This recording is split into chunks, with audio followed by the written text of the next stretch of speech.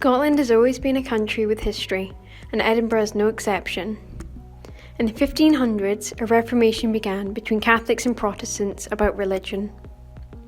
This Reformation was said to have started because Martin Luther, a German monk, posted his 95 Theses to a church door. In it, he stated what he didn't like about certain areas of religion, such as how the church had a relationship with money. Luther believed that all worship should come from the Bible. Whilst the Reformation continued, there was a small building in Edinburgh that has since become hidden, Magdalen Chapel.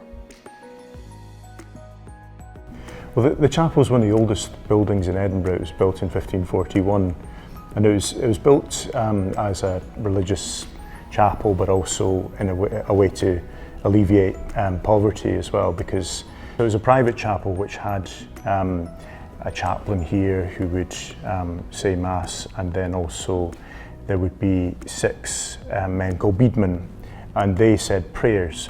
And in return for the prayers, they got their lodging here, sort of like their bed and board. So it was a charitable institution as well as a religious institution from that point of view. At the time of the Reformation, these guys who were saying these prayers and the chaplain were effectively out of a job, but it didn't mean they were on the street.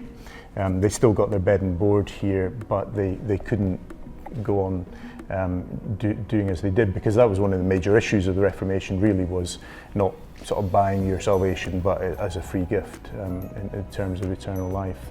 The Reformation takes place in 1560, and that's where the chapel has a real significance as well. So some of the key documents and key decisions that shaped Scotland for centuries, really, these were all decided in this place in 1560. So.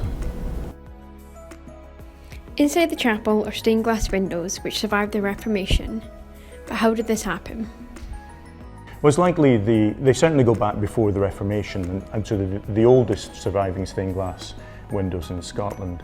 And they're not religious, they don't have that kind of significance. They're connected to people. And they probably come from the 1550s.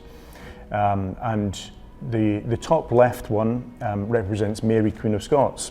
To the right of that you have her mother, who is Mary of Guise or Mary of Lorraine. The other 2 are for Michael McQueen and Janet Rind. The Scottish Reformation may have had an official ending in history, but the issue can still be seen today. Only time will tell if this issue can ever be resolved.